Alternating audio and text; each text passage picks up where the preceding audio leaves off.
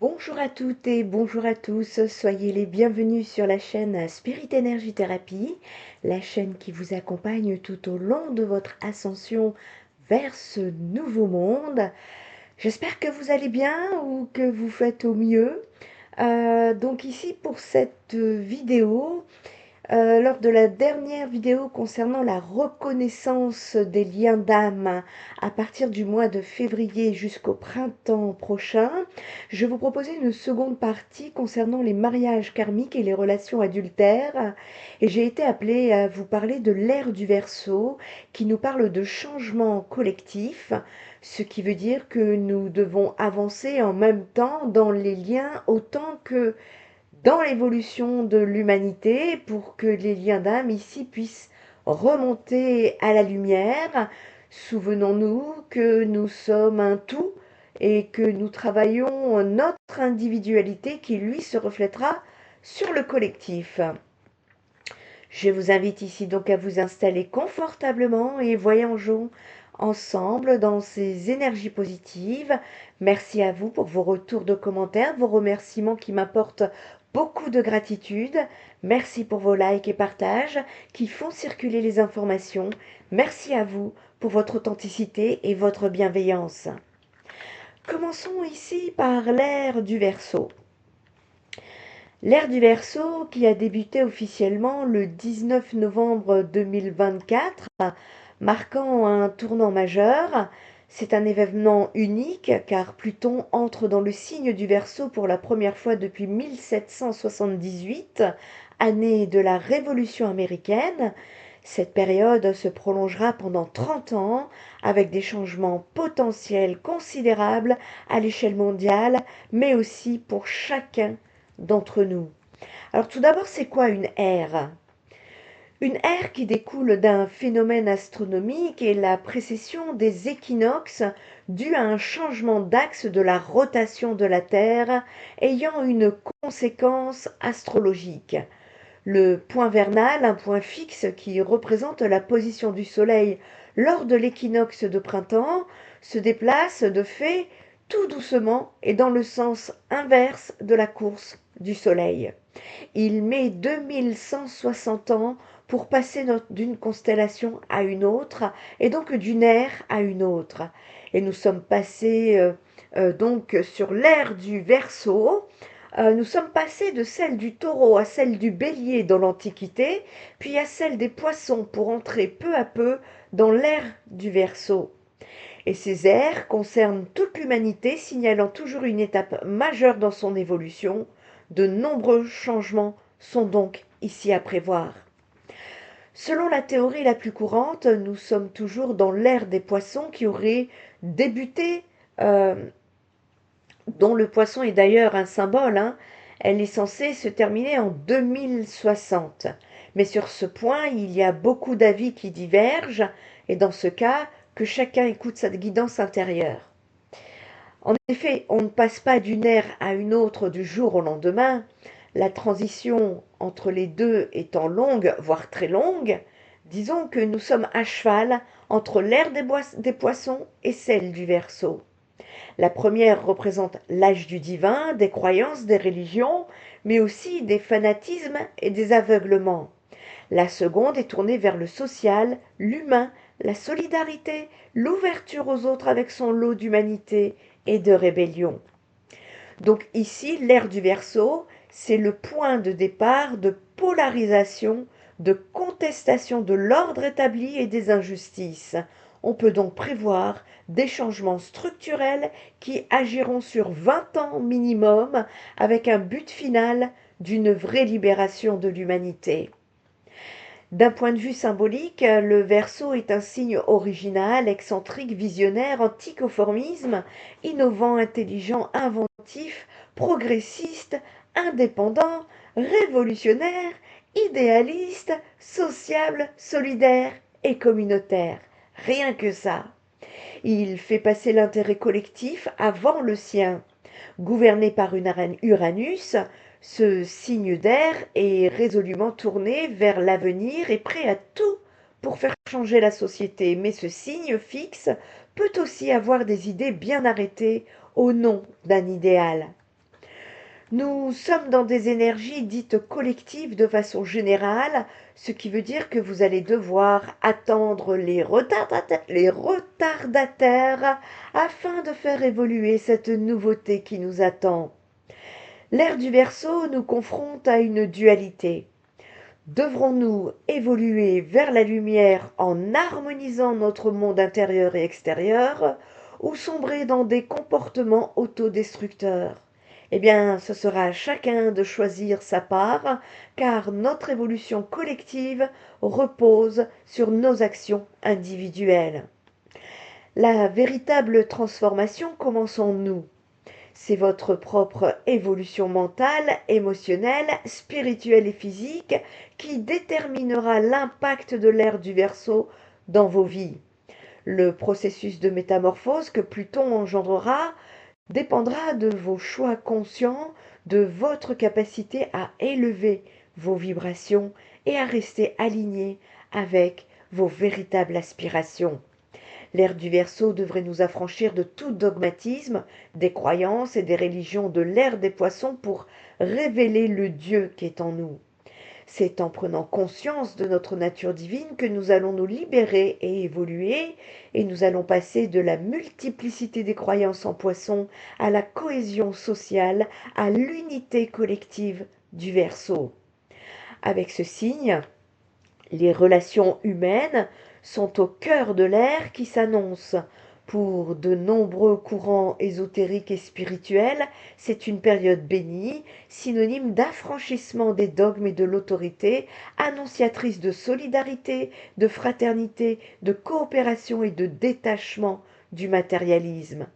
Ce devrait être aussi l'avènement de ce qu'on appelle la techné en grec, avec des révolutions techniques, mais aussi des progrès artisanaux, artistiques et scientifiques à la clé. C'est vous dire que d'ici 20 ans, plus rien ne ressemblera à ce que nous sommes en train de vivre actuellement, que ce soit dans les relations, que ce soit dans les mariages, que ce soit dans les techniques, les progrès artisanaux, artistiques et scientifiques. L'ère du Verseau, c'est l'évolution de l'humanité vers plus d'amour et d'unité. On parle alors d'âge d'or de l'humanité. Uranus, ici la planète associée à ce signe zodiacal, stimule notre désir de sortir de la norme et de créer du nouveau pour exprimer qui nous sommes réellement. Actuellement, nous sortons de l'ère du Poisson à un monde duel où l'ego et la division ainsi que les inégalités règnent en maître suprême. Pour qu'un nouveau monde puisse prendre place, l'ancien doit s'éteindre et tomber en ruine. C'est la raison pour laquelle, depuis 2012, l'éveil des consciences s'accélère et le monde actuel semble sombrer de plus en plus dans le chaos, avec le démantèlement des structures sociétales obsolètes, et l'apparition d'une nouvelle pandémie via le coronavirus est un élément majeur pour accélérer le processus de destruction de l'ancien monde. N'est-ce pas l'épuration du karma collectif? Le genre humain bafoue depuis bien trop longtemps les lois fondamentales de la vie au nom de ses désirs insatiables de pouvoir et de domination. Après, il serait très réducteur de limiter les effets de l'ère du Verseau à quelques signes solaires. Ces grands transits concernent l'humanité tout entière. En fonction de l'ensemble du système et l'ensemble du thème de l'environnement socio-éducatif et du libre arbitre de chacun, certains sont plus sensibles que d'autres aux changements annoncés, mais personne n'y échappera. C'est un certain Omram Mikhail Ivanov qui dit « L'âge du Verseau amènera de grands bouleversements qui feront comprendre aux humains la réalité du monde spirituel et des lois qui le régissent. Mais la nouvelle vie qui sortira de ces bouleversements dépassera toute imagination par sa beauté, sa splendeur et son harmonie.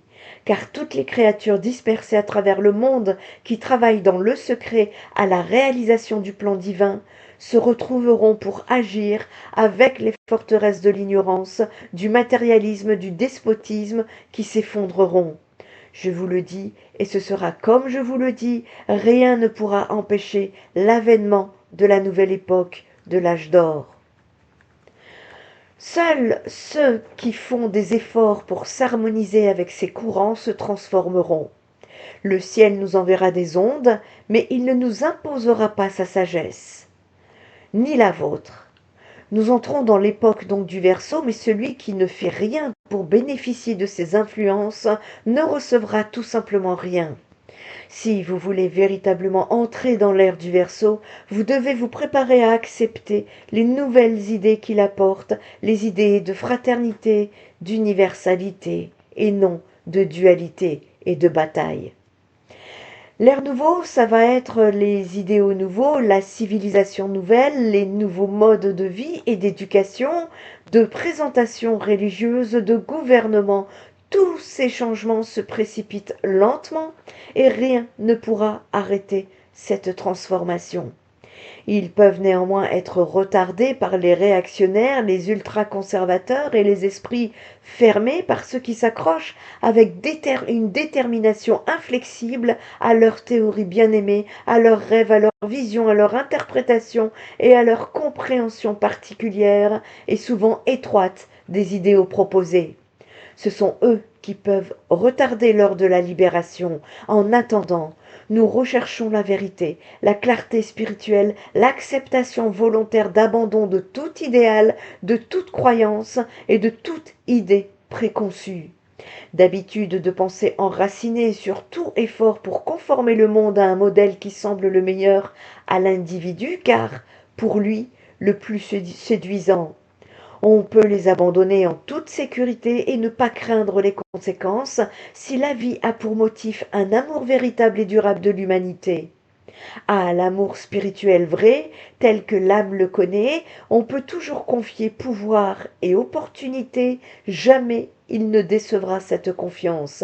Il alignera toutes choses avec la vision de l'âme.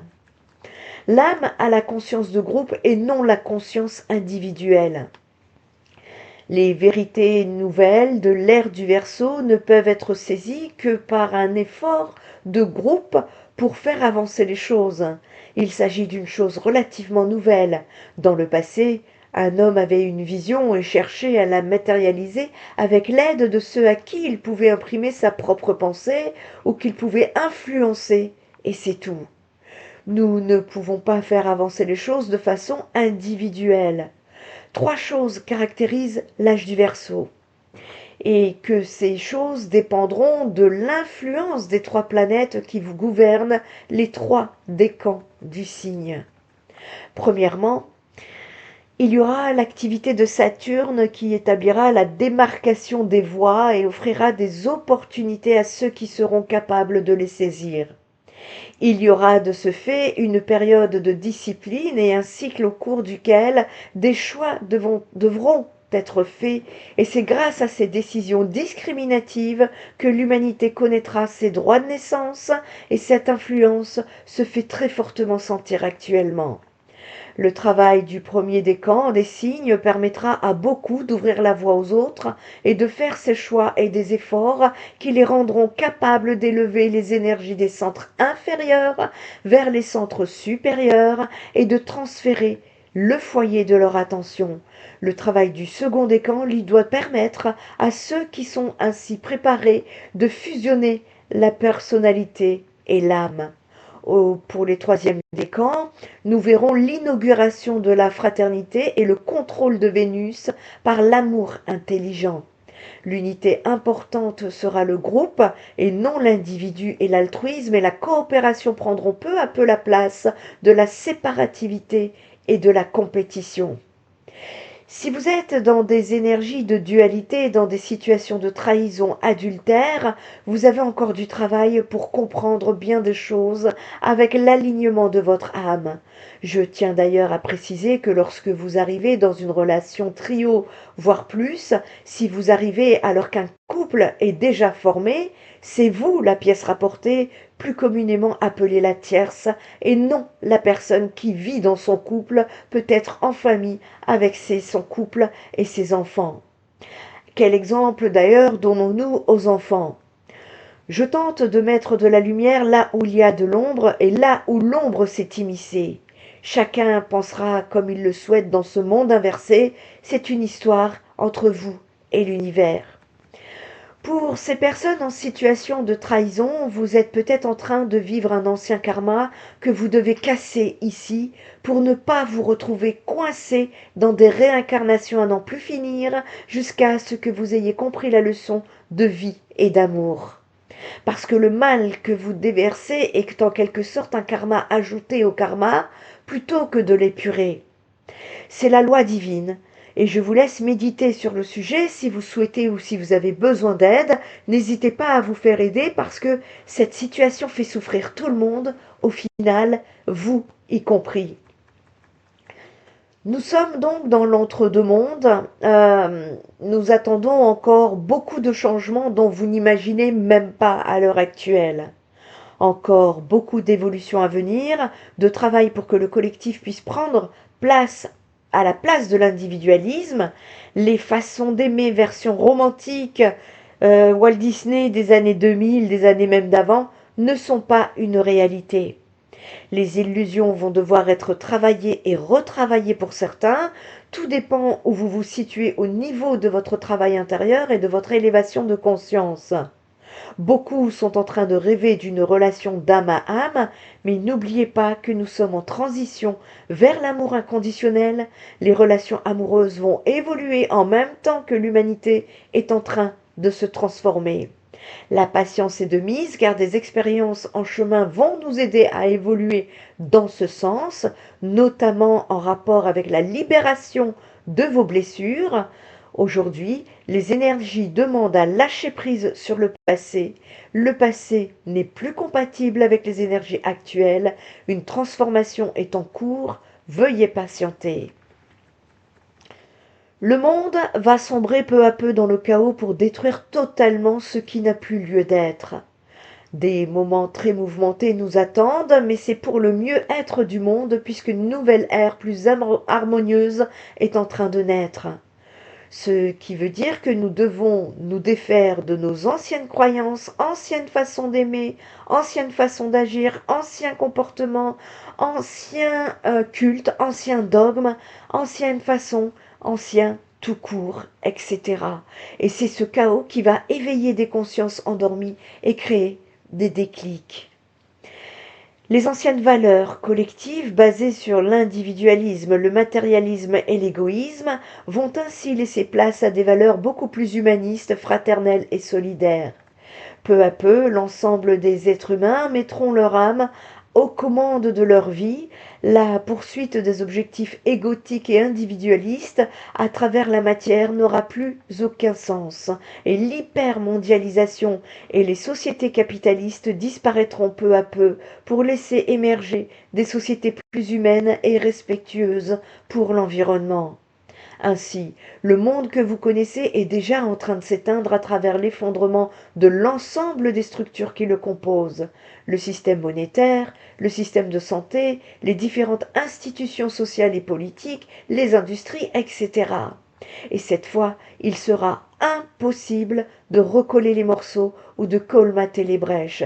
Nous n'aurons pas d'autre choix que de bâtir un monde meilleur pour nous. Surtout, ne résistez pas. Travaillez sur vous-même, adaptez-vous aux changements même s'ils ne seront pas faciles. Ne retenez pas ce qui doit s'en aller. Connectez-vous à votre âme, elle connaît le chemin. Pacifiez votre ego et ayez foi en la vie. Lorsque les ténèbres s'abattent sur nous, ce sera l'occasion de rayonner notre lumière intérieure en transformant la boue en or, tel un alchimiste. Il y a un appel réel à passer dans un autre monde, un monde plus harmonieux et plus juste. Nous devons régler des comptes personnels, terminer ce qui n'a plus lieu d'être dans notre vie et laisser les vieux schémas comportementaux dysfonctionnels derrière nous. Cela est très déstabilisant, inconfortable et douloureux pour certains, car au lieu de lâcher prise, ils vont résister au changement et s'accrocher à un passé individuel et collectif qui doit se terminer. On vous demandera de vous libérer de certains liens affectifs toxiques et de briser définitivement des schémas dysfonctionnels et répétitifs dans votre vie qui vous empêchent d'avancer et d'être heureux. Voilà pourquoi je vous ai ouvert une chaîne YouTube, Les Guidances du Nouveau Monde, pour que nous puissions ensemble accompagner le changement au travers ces guidances afin de vous aider à vous y retrouver, à voir ce qui doit être changé, amélioré pour que vous puissiez ascensionner au milieu. La chaîne, le lien de la chaîne, vous trouverez le lien de la chaîne, pardon, sous cette vidéo. Pour les moins éveillés d'entre vous, eh bien, ce sera un tremblement de terre intérieur qui sera en cours, et plus vous résistez, eh bien, à la nécessité d'évoluer, plus cela sera douloureux. Ne résistez pas. Nous sommes tous invités ici à manifester notre pouvoir décisionnel dans nos vies et oser dire stop aux élites qui nous infantilisent et nous exploitent pour leurs seuls intérêts personnels. Nous ne devons plus attendre que l'extérieur change notre vie, nous devons reprendre notre pouvoir et changer nos vies nous-mêmes. Si vous souffrez aujourd'hui, c'est tout à fait normal car votre conscience s'éveille. Vous réalisez que la société dans laquelle vous vivez ne vous correspond pas et que cela ne peut plus continuer comme ça. Eh bien, soyez patient, l'effondrement est en cours. Nous sommes tous poussés à créer une nouvelle façon d'exister ici-bas. Nous devons intégrer le fait que les autres formes de vie ont tout autant le droit à la vie que les êtres humains.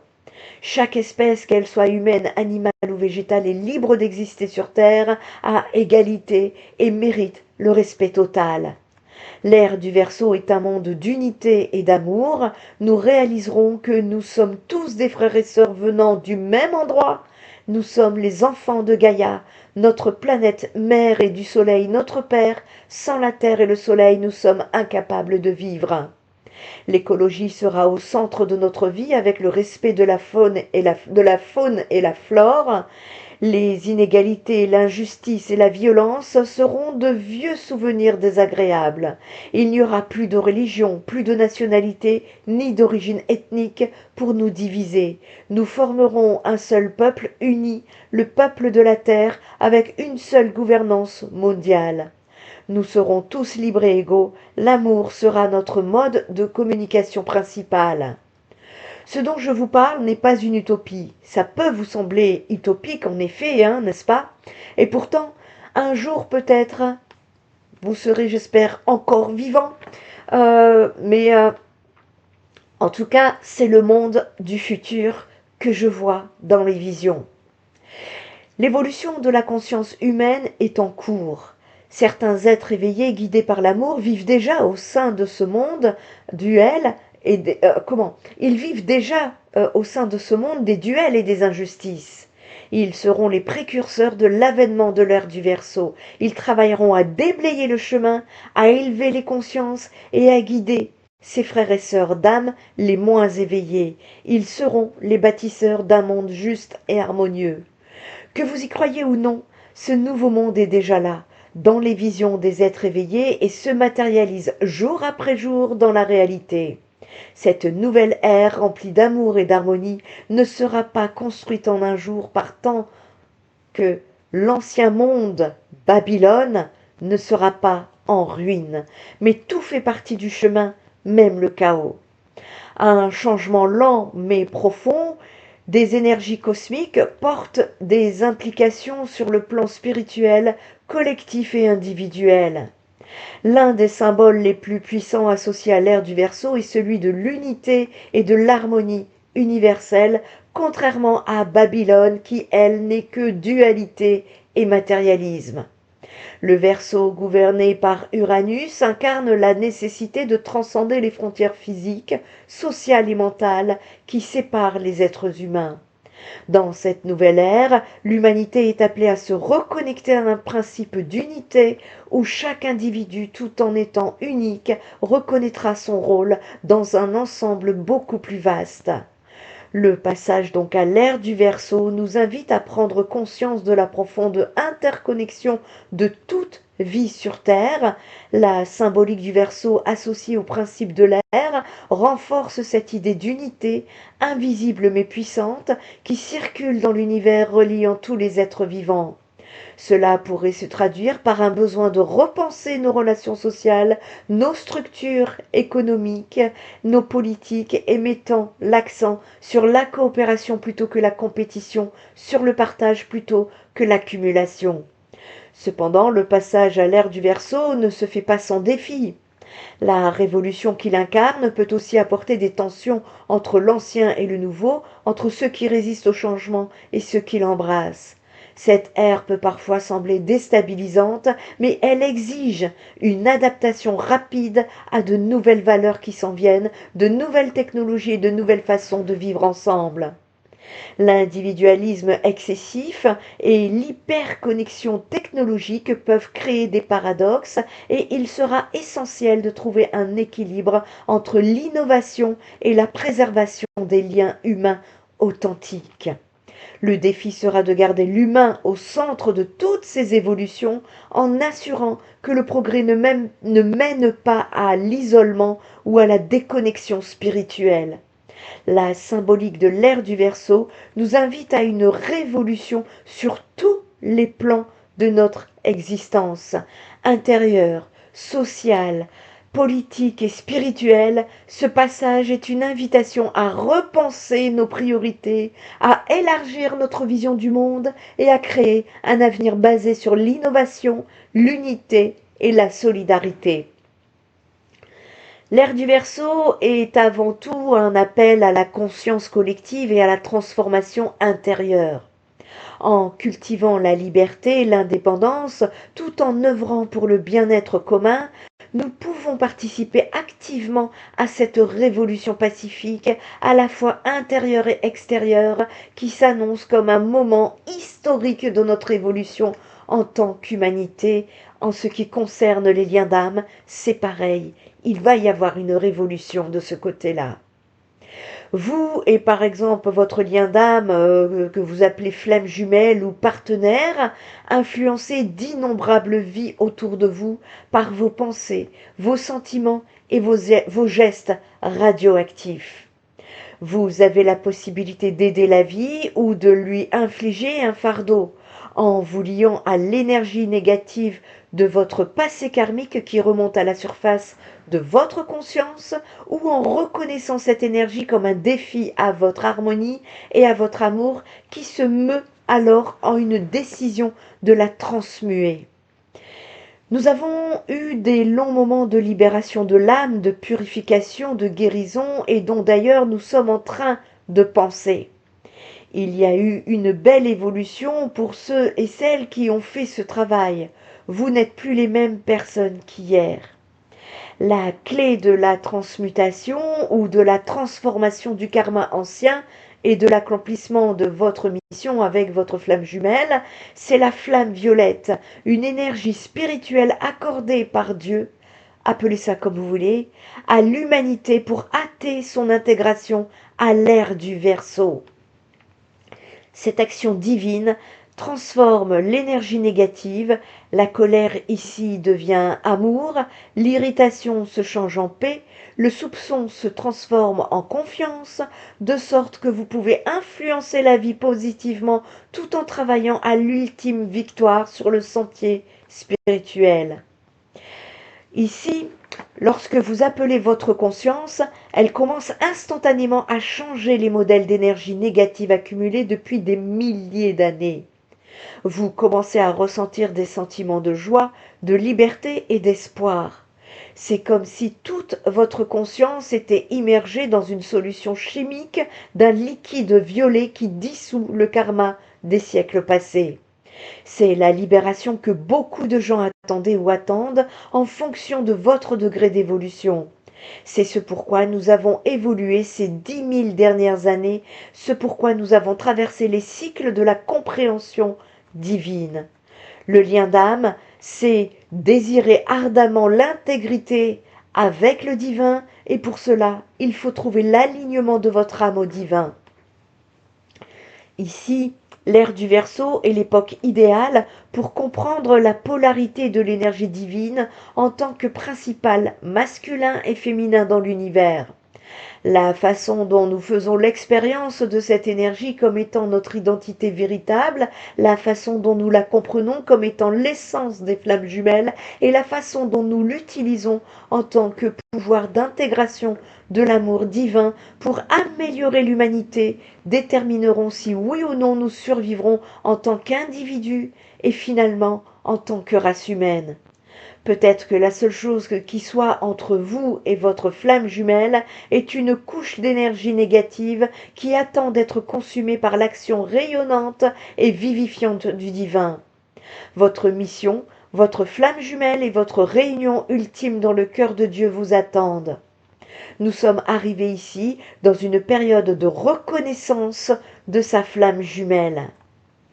Si la relation des flammes jumelles ne sert pas à un but spirituel, si leur réunion dans cette vie signifie briser des familles et des foyers, si cela amène une catastrophe dans la vie des gens parce qu'ils vivent des situations différentes dans lesquelles ils doivent être impliqués parce qu'ils ont à compenser du karma ancien, alors souvent le mental inférieur préférera ne pas traiter avec ce que l'âme connaît au niveau subconscient car le mental inférieur n'admet pas volontiers la préconnaissance qui est toujours présente dans l'âme.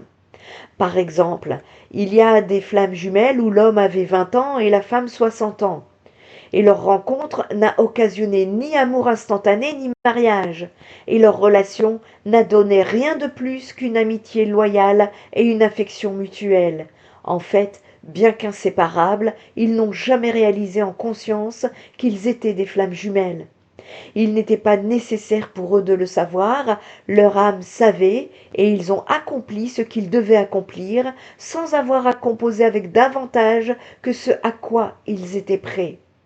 Il est important d'entendre que tous ces liens d'âme ne vont pas faire des enfants et se marier et être en couple jusqu'à la fin de leur vie. En tout cas, pas pour tout le monde. D'autant plus que nous nous détachons de nos illusions, de notre ancienne façon d'aimer, de l'ancienne façon d'aimer qui est encore actuellement en fin de course. Nous n'avons pas encore le nouveau mode d'emploi.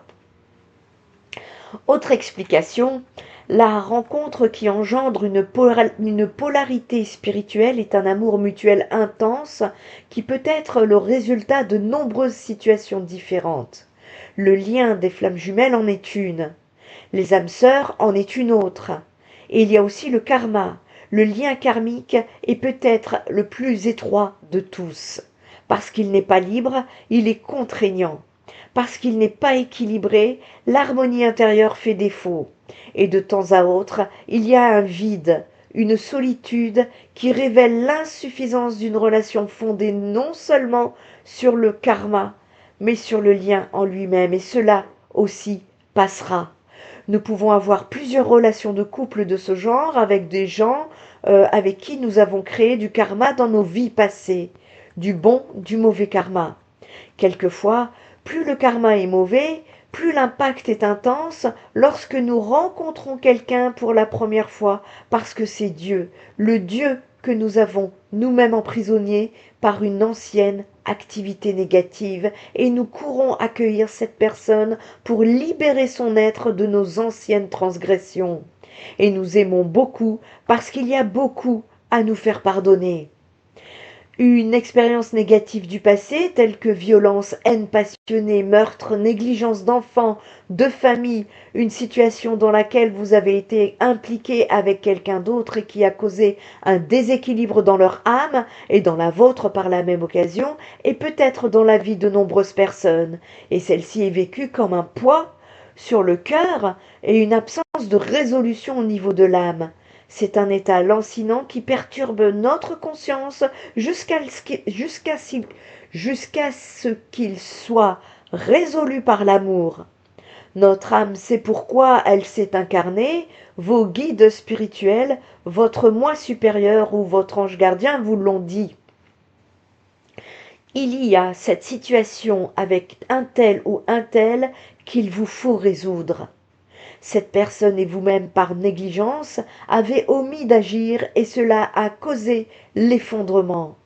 Ou parce que vous avez tourné le dos à vos responsabilités, beaucoup de gens ont souffert d'une famine. Ces situations ne sont pas improbables.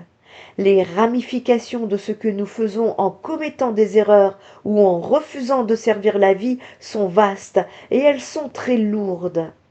Au niveau intérieur, l'âme qui est sur le chemin du retour, c'est-à-dire vers la maison du Dieu Père-Mère, est très consciente et désireuse de redresser les torts passés, car elle sait que déraciner les graines d'ignorance et d'erreur semées lors de vies passées est la seule façon de revenir au paradis d'où nous sommes partis.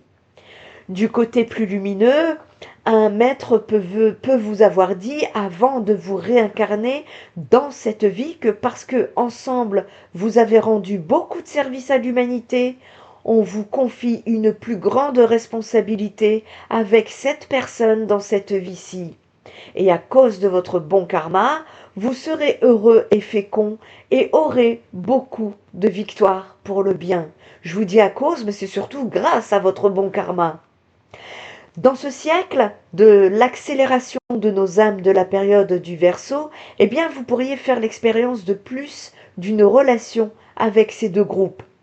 Nous finissons de polir les détails non résolus de notre karma avec un certain nombre de personnes dans cette période de l'histoire. Ces équations de notre karma peuvent nous causer de la détresse, un divorce, une certaine recherche au niveau de l'âme et un besoin réel de comprendre pourquoi notre vie n'a pas suivi la version parfaite du livre d'histoire. La connaissance du karma et la réincarnation peut nous enseigner beaucoup au sujet de la route chaotique des relations de couple, certaines magnifiques et d'autres très déplaisantes, mais toutes sont nécessaires pour l'évolution de l'âme et pour le sentier qui nous mène à définir notre vrai moi avec Dieu, avec l'univers, avec votre flamme jumelle. Alors, vous pouvez rencontrer quelqu'un et cela peut arriver à la fin de l'adolescence et dans la vingtaine ou à n'importe quel âge et l'impact sera tout aussi stupéfiant. Cela ressemble à l'impact de corps planétaires, ce sera stupéfiant parce qu'au niveau subconscient, vous êtes euphorique d'avoir trouvé la personne avec qui vous pouvez payer une certaine quantité de karma.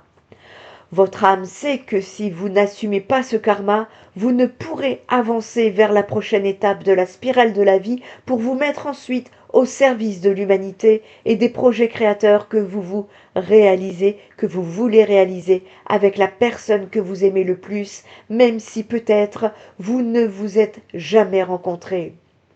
Ce sens d'une existence se traduit par le besoin de donner de soi-même et de recevoir, le désir d'aimer et d'être aimé, parce que la flamme de l'amour est un feu divin qui consume tout et qui dissout les registres d'absence d'amour ou d'opposition à l'amour dans la relation de couple. Il peut y avoir des enfants impliqués. Vous pouvez avoir accepté d'amener dans ce monde un certain nombre d'enfants qui font partie d'une certaine famille ou groupe karmique.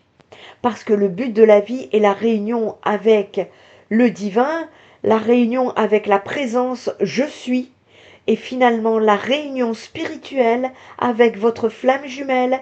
Vous êtes conscient que si vous ne compensez pas ce karma, vous n'aurez pas accès à votre amour parfait. Alors plus vite vous vous soumettez à la loi de votre propre karma qui est en fait la loi de l'amour, plus vite vous et votre partenaire serez libérés pour la prochaine étape de votre plan divin. Nous récoltons ce que nous avons semé, mais en étant le serviteur l'un de l'autre, nous pouvons accélérer les cycles karmiques. Il n'est pas nécessaire d'attendre 10 ans. Vous pouvez avoir un de ces échanges très intenses dans la relation de couple. Vous pouvez vous trouver pris dans l'engrenage karmique et peut-être êtes-vous conscient que des causes qui ont mis en action les effets que vous voyez devant vous et entre vous tous les jours, mais vous pouvez aussi n'avoir soupçon de rien, mis à part l'amour. C'est le bonheur parfait, il n'y a rien de plus important, il n'y a personne d'autre au monde avec qui vous aimeriez être, il n'y a rien d'autre que vous aimeriez faire, l'amour est là. La nouveauté de la relation de couple est là, vous vous mariez et vous fondez une famille, vous commencez à travailler ensemble et vous commencez à compenser le karma. Nous connaissons tous cette expression « la lune de miel est terminée ». Cette expression se rapporte à l'impact du karma dans les liens du mariage. C'est pourquoi certaines personnes ne veulent pas se marier parce qu'elles résistent à l'idée de partager, de porter le fardeau de quelqu'un d'autre. Elles ne veulent tout simplement pas de la responsabilité. Elles disent que le mariage gâchera tout, mais ce qu'elles entendent par là, c'est qu'en prenant le karma de l'une de l'autre, elles vont tout gâcher. Chaque moitié de l'association est encore trop centrée sur elle-même pour abandonner son indépendance qui ne peut être conservée que si elles ne prennent pas le joug karmique de l'une et de l'autre. Mais c'est aussi précisément le sens profond du rituel du mariage, à savoir que nous aimons au point où c'est avec empressement que nous voulons partager et porter le poids du karma de notre conjoint et le nôtre. Nous voulons être unis à tous les niveaux de conscience. Si le mariage était une simple union physique, le divorce, quand il se produit, ne serait pas si émotionnellement dévastateur.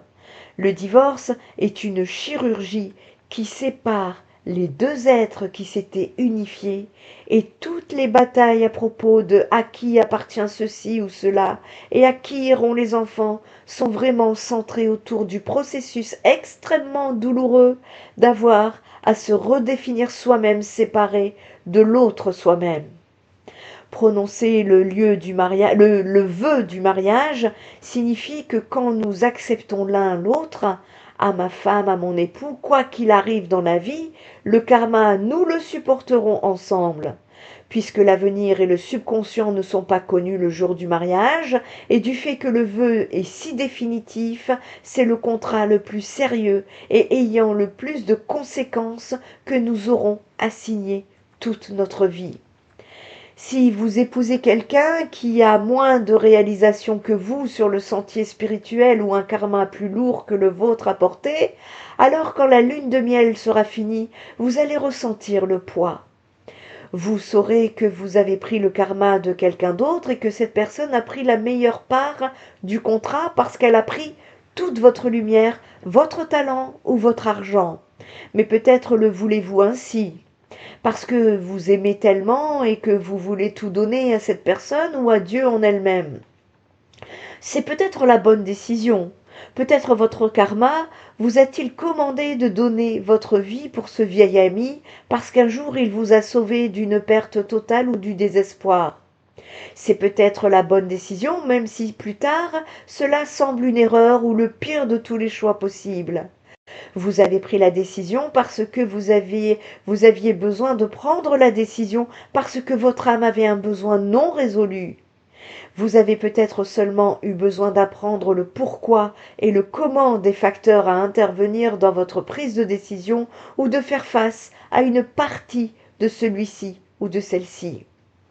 D'ailleurs, qui est véritablement une partie de vous-même qui doit être fignolée et conquise. Et ce peut être une partie de vous-même que vous n'avez jamais reconnue jusqu'à ce que vous y soyez confronté dans la personnalité d'un autre. Ne soyez pas déçus de vous-même quand vous découvrirez cela. Tout ça fait partie du plan. L'univers vous aime et il veut que vous reveniez à la maison de son cœur intègre, psychologiquement, spirituellement et karmiquement intègre. Il vous donne à vivre ces expériences diverses et ces rencontres de sorte que vous soyez libérés de l'illusion, le préférant à toutes ces choses. L'analogie suivante peut vous aider à mieux comprendre de ce besoin de résolution quand un grain de sable entre dans l'écaille d'une huître. C'est pour elle irritant et elle le recouvre de sécrétion. Son besoin de résolution finit par produire une perle. Eh bien, il en va de même du karma. C'est irritant et nous désirons l'adoucir, mais il nous faut le faire de la bonne façon. Vous allez avoir la pêche, vous allez avoir l'énergie avec l'air du Verseau et l'énergie va vous pousser à vous affranchir, nettoyer, balayer tout ce qui vous a mis à terre pour renaître de vos cendres. Maintenant, ce qu'il faut bien savoir au sujet de ce mariage karmique ou de cette relation de couple que vous êtes en train de vivre, c'est que vous ne pouvez jamais vous en sortir, vous ne pouvez jamais vous en libérer si vous ne vous acquittez pas d'abord des prescriptions de la loi du karma qui requiert la plus haute expression de l'amour pour être libre. Si vous ne compensez absolument si vous ne compensez pas absolument tout ce qui est entre vous, vous aurez à vous réincarner et vous aurez à entrer encore et encore dans une forme de relation avec cette personne. Alors ici, pour terminer, avec une meilleure nouvelle, c'est que février 2025 en numérologie donc tombe sur le chiffre 11. Nous en avons déjà parlé concernant la vidéo des reconnexions, des reconnaissances de l'âme. Si vous ne l'avez pas vue, je vous invite à aller la revisiter. Eh bien, il y aura donc beaucoup de reconnaissances d'âme à venir. Sortez vos karmas, ou plutôt sortez vos dharmas. Tout dépendra de votre évolution. Et 2025 ici est un appel cosmique à l'amour. Certains célibataires ressentiront l'invitation de l'univers à donner une nouvelle chance à l'amour. Bien qu'ils soient naturellement indépendants et souvent réticents à abandonner leur contrôle ou leur autonomie cette année, il sera question de dépasser ces résistances pour embrasser la possibilité de relations significatives. Le cosmos les pousse à remettre en question leurs anciennes habitudes émotionnelles et à s'ouvrir à l'idée de trouver l'âme sœur. Ce processus de transformation demandera probablement un travail intérieur sur soi-même. Il pourrait être nécessaire de se libérer des peurs liées à l'intimité et de se réconcilier avec l'idée d'être vulnérable.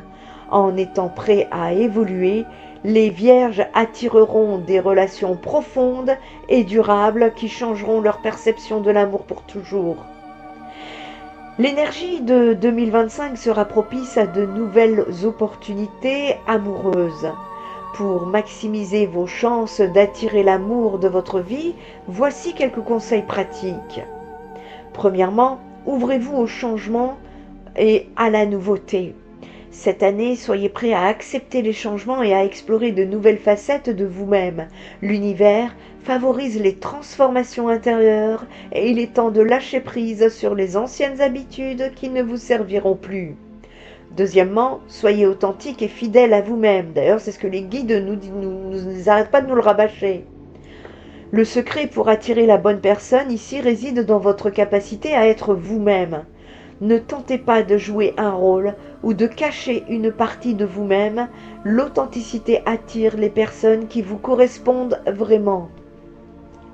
Vous portez le masque du trompeur, vous attirerez des trompeurs. Troisièmement, cultivez la confiance en vous. Croyez en vous et en votre valeur. Plus vous vous aimez, plus vous vous respectez, plus vous attirez à vous une personne capable de vous offrir une relation saine et épanouissante. Lâchez prise, en quatrième position, je vous dirais de lâcher prise et de laisser l'univers guider vos pas.